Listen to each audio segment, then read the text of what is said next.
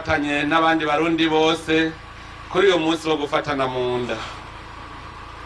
Ni umunsi mwiza kuko abarundi turahaye turagaruka ku mico n'imigenzo yaranze igihugu cacu. Erega twari twariyibagiye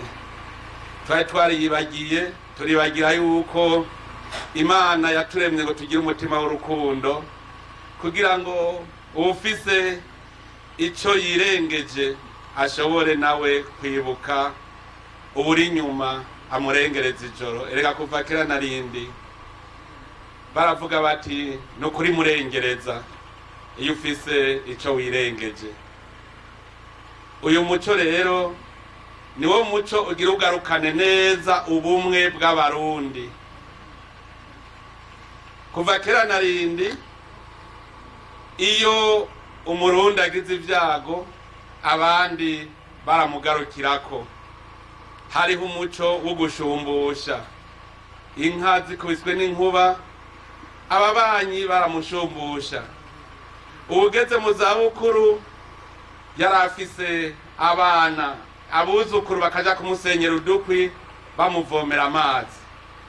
Ivyo vyose hari haheze imyaka myinshi twaravyibagiye, none twagarutse kuri uwo muco mwiza w'igihugu cacu, umuco wo gufatana mu nda.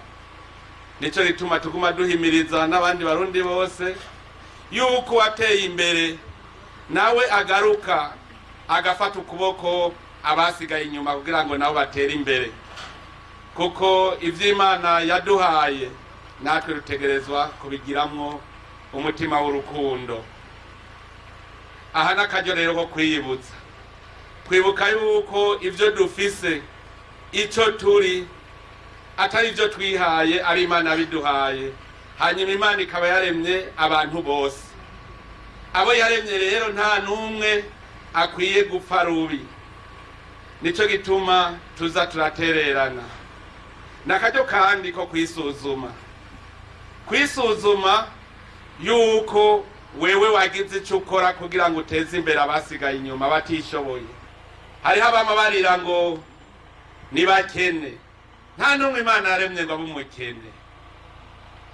Ubukene kenshi na kenshi ni twebwe tubwikwegera, kuko usivye gukora urya munsi uko bizogenda kose uzowuriha.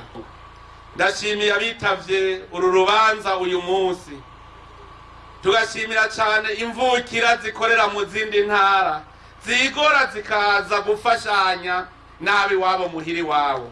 Erega no umugigi uri kuradukundanisha nabi wacu. Nyakubahwa mukuru wacu w'igihugu cy'u Burundi, twagomba nk'abanyamusama tubashimire mu byiza mumaze dukorera byinshi, tukaba tubahaye iyi ntama zibabere intama nyamweru, zibabere intama nziza, ubashe kuragira intama zawe Imana yaguhaye.